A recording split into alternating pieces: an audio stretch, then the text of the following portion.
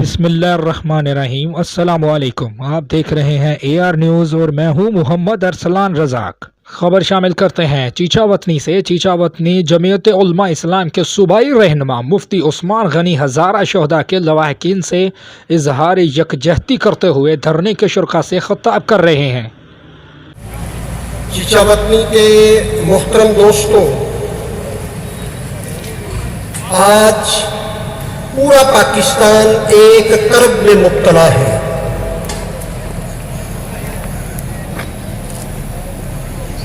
ہزارہ قبائل کے مظلوموں کو ذبح کیا گیا۔ یہ افسوسناک سانحہ تو ہے ہی ہے، لیکن حکمرانوں کو اتنی اخلاقی جرأت اور ان کے اندر اتنی اخلاقی غیرت نہیں کہ وہ مظلوموں کے آنسو پوچھ کر ان کی داد رسی کر سکیں۔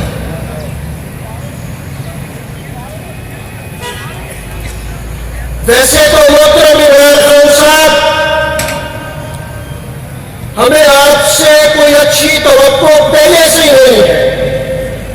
آپ تو اپنے پرانے رفیق کے مرنے پر کراچی میں تعزیت کے چند بول بولنے کے لیے نہیں گئے تھے، لیکن یہ ریاست کا معاملہ ہے اور ایک نہیں کئی مظلوم مائیں، بیٹیاں، بہنیں اور بیوبان کا معاملہ ہے۔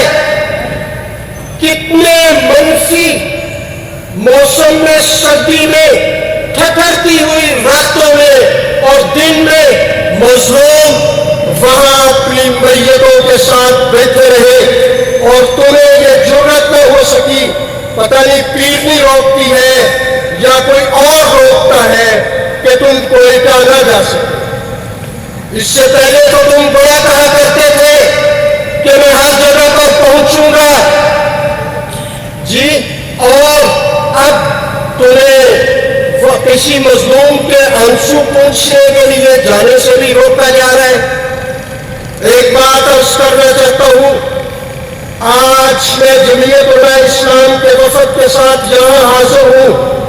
ہمارے مرکزی لیڈر مولانا عبدالغفور حیدری صاحب وہاں تشریف لے گئے تھے۔